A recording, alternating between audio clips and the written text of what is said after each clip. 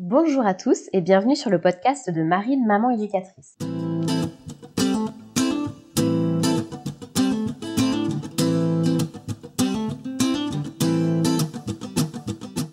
On se retrouve aujourd'hui dans ce premier podcast pour parler de parentalité et de belle parentalité. La parentalité désigne l'ensemble des façons d'être et de vivre le fait d'être parent. C'est un processus qui conjugue les différentes dimensions de la fonction parentale, matérielle, psychologique, morale, culturelle et sociale. Elle qualifie le lien entre un adulte et un enfant, quelle que soit la structure familiale dans laquelle il s'inscrit et dans le but d'assurer le soin, le développement et l'éducation de l'enfant. Cette relation adulte-enfant suppose un ensemble de fonctions, de droits et d'obligations, morales, matérielles, juridiques, éducatives et culturelles, exercées dans l'intérêt supérieur de l'enfant, en vertu d'un lien prévu par le droit, l'autorité parentale. Elle s'inscrit dans l'environnement social et éducatif où vivent la famille et l'enfant. Cette définition de la parentalité est validée et publiée en 2011 par le Comité national de soutien à la parentalité. C'est une définition qui m'a beaucoup aidée au moment où j'ai questionné ma place et mon rôle dans mon foyer. À l'époque, je n'étais pas encore maman, j'étais seulement belle-maman. Et forcément, la question de ma fonction s'est posée. Cette définition m'a apporté une partie de la réponse. On entend bien ici qu'on n'a pas besoin d'être le géniteur ou la génitrice d'un enfant pour avoir un rôle parental auprès de lui. C'est une définition qui est venue nourrir nos réflexions avec mon conjoint pour savoir comment se positionner et comment agir avec son fils qui avait 5 ans à l'époque. Il y a 3 attitudes possibles en tant que beau-parent à convenir avec votre conjoint étant le parent de l'enfant. La première, c'est la coéducation. C'est le choix que nous, on a fait. Je vous expliquerai après pourquoi et ce que ça implique. La deuxième attitude possible, c'est l'accompagnement sans rôle éducatif. C'est une place un peu comme un ami de la famille, comme un membre de la famille non proche qui vivrait au sein de votre foyer. Si vous étiez amené à vivre avec votre oncle, votre tante, c'est quelqu'un qui est là, qui est dans le quotidien de l'enfant, mais sans avoir de rôle éducatif réellement avec lui. C'est cette attitude-là également qui est possible. Et enfin, la dernière attitude, qui est souvent mise en place quand les enfants sont plus grands, ou quand le nouveau couple se crée une fois les enfants plus âgés, c'est la distance saine. On est là sur une relation de respect, de courtoisie et de vivre ensemble, mais sans obligation l'un envers l'autre et sans implication émotionnelle forte. Ce ne sont pas ces choses-là que nous avons choisies. Nous avons opté pour la coéducation pour plusieurs raisons. Alors la première parce que mon beau-fils, monsieur E, était âgé de 5 ans à l'époque et que forcément, quand il est petit comme ça, il y avait un besoin d'une fonction maternelle à la maison qui soit suffisamment importante. Il était d'ailleurs demandeur avant que j'emménage à ce que je vienne pour être une maman dans la maison de papa. Voilà, c'était ces mots. Il y avait ensuite le fait que j'allais vivre avec eux. Catherine Audibert, qui est psychologue et psychanalyste, reprécise bien que c'est la vie commune du nouveau couple qui instaure la place du beau-parent. Et en vivant avec eux, c'est moi qui allais passer beaucoup de temps avec mon beau-fils, tout simplement parce que les horaires de travail de mon conjoint étaient plus difficilement aménageables et qu'il ne peut pas prendre ses vacances en même temps que son fils. Donc voilà, on savait déjà que j'allais avoir une place importante sur ces moments-là. Et enfin et surtout, ce qui a confirmé notre choix, c'est que nous avions à l'époque le désir d'un enfant commun et qu'on n'avait absolument pas envie d'une différence de traitement entre les enfants à la maison. On n'avait pas envie d'une famille à 2 vitesses. On en parlera dans un prochain podcast, mais les relations fraternelles sont déjà suffisamment difficiles. La jalousie est déjà existante dans une fratrie, sans en plus venir rajouter cette question-là d'une place différente et d'une légitimité différente dans la famille. Donc voilà, on souhaitait vraiment une égalité de traitement entre notre enfant commun et ce petit garçon qui était là et qui était de toute façon voilà, en demande de lien, en demande d'amour. Donc ce choix-là, une fois fait, n'a pas forcément été facile à assumer. Alors très facile à appliquer parce qu'en tant que tel, j'agissais dans la maison comme étant chez moi, puisqu'après tout, c'était aussi ma maison. Voilà, et en tant qu'adulte, alors oui, j'avais des obligations à l'égard de cet enfant, puisqu'il vivait sous mon toit, mais voilà, j'avais aussi le droit de poser mes règles puisque je vivais dans ma maison.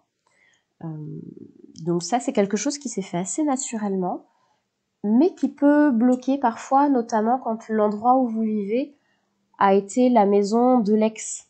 Alors de l'ex-conjoint, de l'ex-conjointe, selon si vous êtes un homme ou une femme, mais voilà, c'est quelque chose qui peut poser question. Moi, ce que j'ai trouvé le plus difficile, vraiment, ça a été de prendre ma place, de prendre ma propre place, sans prendre la place du parent absent. Alors c'est beaucoup plus facile, évidemment, quand ça se passe bien avec l'autre parent. Nous, c'était pas notre cas, ça se passait pas très bien. Elle refusait de me rencontrer pour échanger justement sur cette place et sur ce qu'elle attendait ou pas de moi. Donc voilà, on a eu des petites astuces, des petites choses à mettre en place, et notamment on a défini dès le début les sujets sur lesquels je pouvais ou pas intervenir, également pour me protéger. Quand on est beaux-parents, on est obligé malheureusement de penser aussi au pire pour se protéger au cas où un jour il arrive le pire. Donc définir des choses pour me protéger, mais aussi pour que mon beau-fils ne vienne pas me voir pour certaines questions et continue d'aller voir sa maman. Voilà, il y a d'autres choses qu'on a mis très concrètement en place. Par exemple, on a gardé, il n'en voulait plus à un moment donné, mais on a insisté pour qu'il garde dans sa chambre une photo de lui avec son papa et sa maman sur la même photo. Pour qu'il garde en tête que c'est ça son entité familiale de base, et que moi je n'étais finalement qu'un bonus dans sa vie, que moi j'étais juste du plus. Et il a fini par s'en saisir très bien et par comprendre la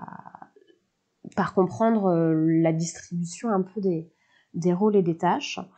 Le seul endroit où on a pu avoir un problème, c'est sur tout ce qui touche à la scolarité. Tout simplement parce que vous le savez maintenant, si vous me suivez sur mon site, sur ma chaîne YouTube ou sur les réseaux sociaux, je suis éducatrice spécialisée. Je me suis fortement spécialisée dans la scolarisation des personnes à besoins particuliers. Et il se trouve que c'était le cas de ce petit garçon-là. Il avait des besoins particuliers. Et le papa était en demande que je vienne aider, aiguiller, donner mon avis sur le sujet de la scolarité. La maman était d'accord pour que je participe aux différentes réunions, d'autant plus que c'est moi qui m'occupais des devoirs à la maison. Et voilà, il se trouve avec le temps qu'est ressorti le fait que non, la maman n'était pas vraiment d'accord et que du coup ça a créé plus de tension qu'autre chose. Donc voilà, je me suis un peu retirée, on a fait un peu marche arrière là-dessus, je me suis retirée des rendez-vous et mon avis est quand même demandé par mon conjoint, mais quand on est au sein de la cellule familiale, avant les réunions, pour avoir mon avis sur des sujets un peu plus précis. Il y a des choses que je ne faisais pas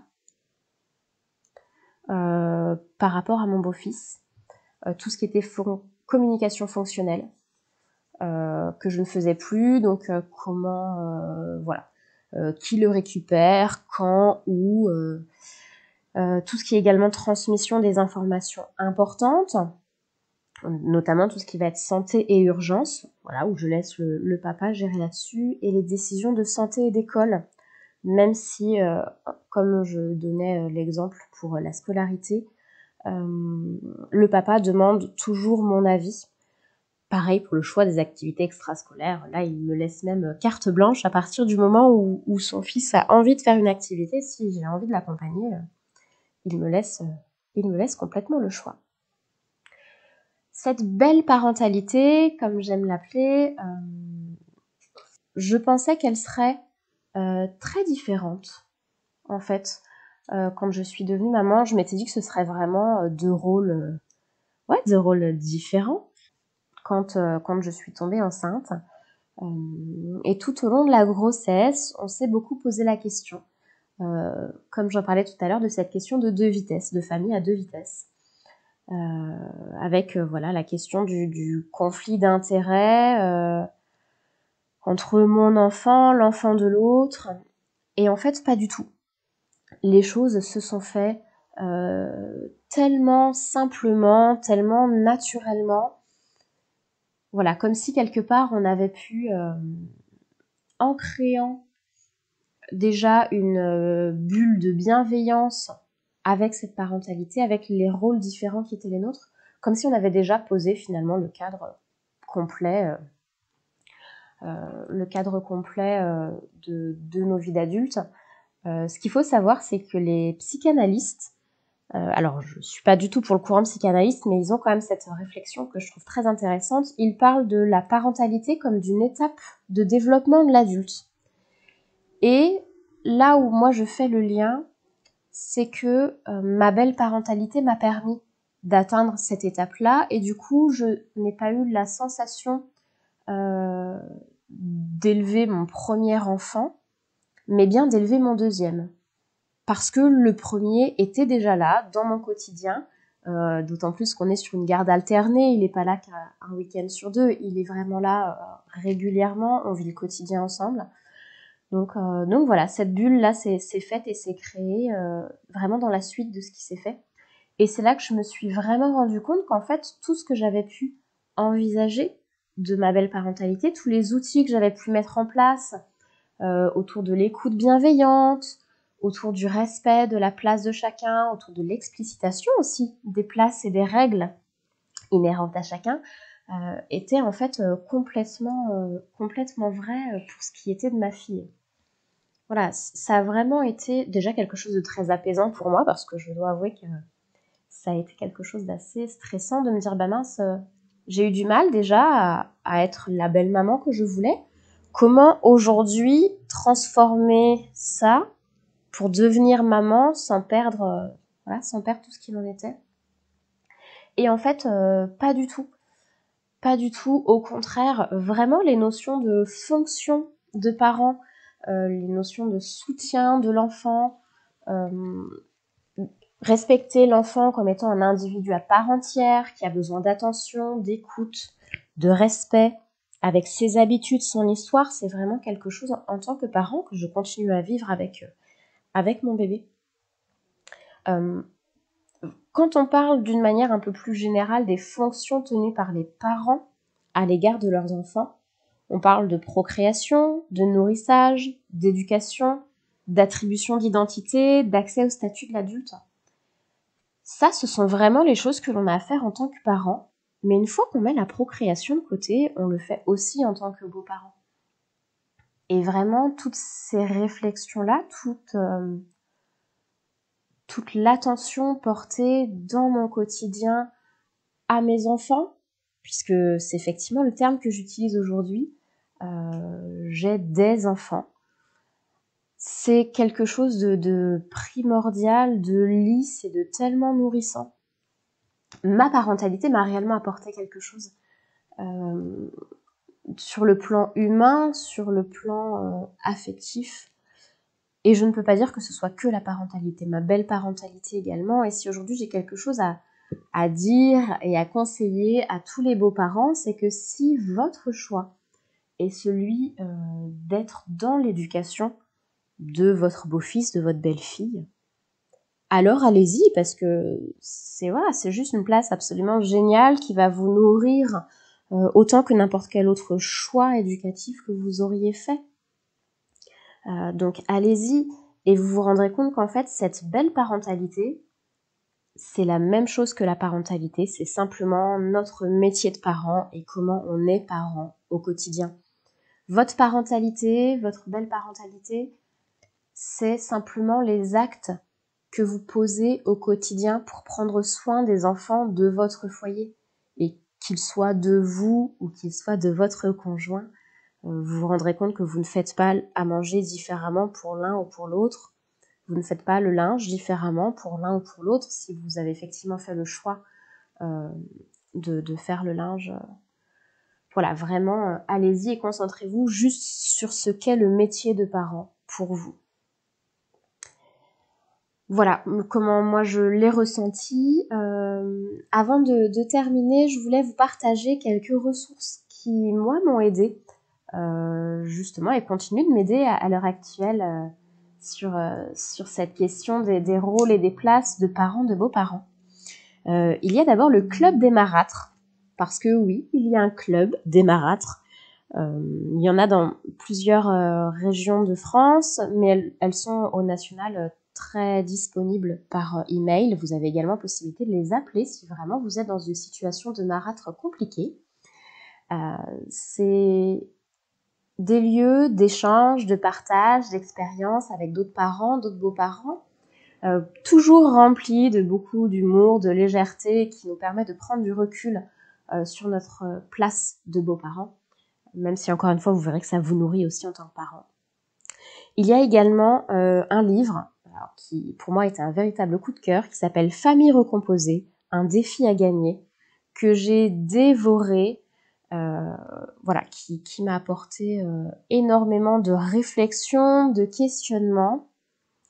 Et enfin, je vous invite à aller lire un article de Carpe Diem qui s'appelle Être non-parent.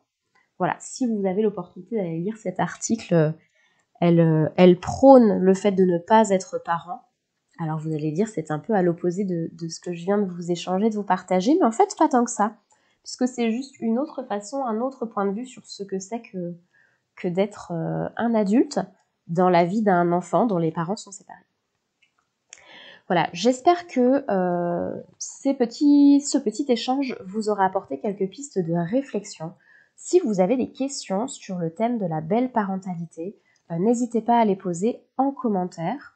Vous retrouverez bien évidemment le nom des articles, les liens des livres sur la description de ce podcast ou bien sur le site marinemamaneducatrice.com.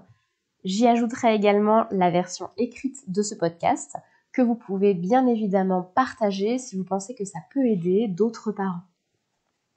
On se retrouve très bientôt pour le 2e épisode de ce podcast qui concernera le fait de devenir grand frère ou grande sœur. Et voilà, quelles sont les petites choses que l'on peut mettre en place, nous, en tant que parents, pour aider nos enfants à mieux vivre cette étape de leur vie et ce changement de place et de rôle, encore une fois. Je vous souhaite une très belle journée et je vous dis à bientôt.